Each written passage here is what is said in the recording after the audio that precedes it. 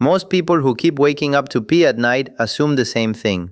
It must be my bladder, maybe my age, maybe my prostate, maybe I just drank too much water. And sometimes that is true. But here is what most people never get told. The urge you feel at 2:10 a.m. is not always being created in that moment. Sometimes you are building that night's problem all day long, quietly, repeatedly, through habits that look harmless enough to ignore, until your sleep gets chopped into pieces and you start planning your nights around the bathroom. And that matters more than people think. Nocturia is not just annoying.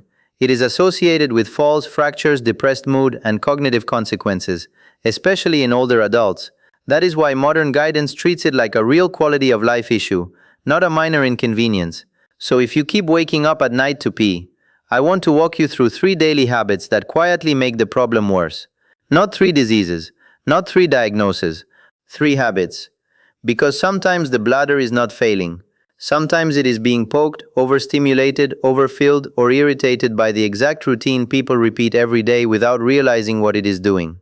The first habit is using caffeine like an all-day drip. This is the one people defend the hardest because they do not think of it as a bladder issue. They think of it as energy. A morning coffee, then another, then tea, then cola, then chocolate in the afternoon, and maybe one more small cup in the evening because they are tired. But caffeine is not neutral here. NHS guidance on nocturia specifically says caffeine-containing drinks can irritate the bladder and can also disrupt sleep patterns, which is a bad combination if you are already waking at night.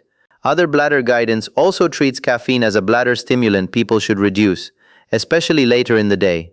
And that second piece is where this gets more interesting. Because nocturia is not always just the bladder woke me up. AAFP notes that a primary sleep disorder can be one of the 4 main mechanisms behind nocturia.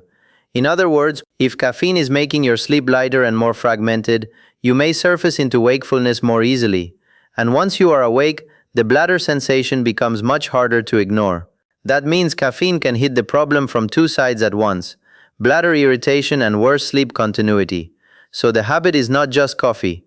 The habit is caffeine spread too far into the day. The second habit is under-drinking during the day, then trying to catch up at night.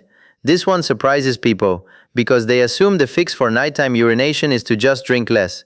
But the body does not always respond well to extremes. Mayo Clinic notes that drinking too little fluid can make urine dark and concentrated, and those waste products can irritate the bladder and increase the need to go. So if you spend the whole day mildly dehydrated, your bladder may already be more irritable before evening even begins. Then comes the second mistake. You realize late in the day that you barely drank anything. So you start being healthy after dinner. Big glass of water, herbal tea, another glass while watching TV, another sip before bed. Now you have taken an irritated bladder and added simple nighttime volume on top of it. NHS and bladder health guidance both say drinking large amounts of fluid close to bedtime increases the need to pass urine at night.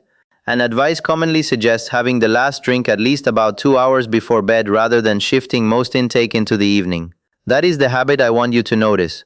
Not hydration itself, but bad hydration timing. Too little when your body can use it. Too much when you are about to lie down. And the bladder pays for both ends of that pattern. The third habit is ending the day with a bladder irritant stack and thinking it is harmless. This is where a lot of people unknowingly create the perfect nighttime setup. A glass of wine to relax. Sparkling water because it feels healthier than soda. Maybe a diet drink. Maybe chocolate after dinner. Maybe citrus or tomato-based foods if you are someone whose bladder is sensitive to them. Mayo Clinic lists common bladder irritants that can worsen urinary symptoms, including coffee, tea, drinks with bubbles, alcohol, and chocolate. NHS-based guidance also flags alcohol, carbonated drinks, artificial sweeteners, and caffeine as potential bladder irritants. Now, to be precise, these triggers are not identical for everybody. Bladder irritants are individualized. One person reacts strongly to fizzy drinks, another notices alcohol, another does poorly with chocolate or sweeteners. But the pattern is consistent enough that major clinical and patient guidance keeps repeating the same advice.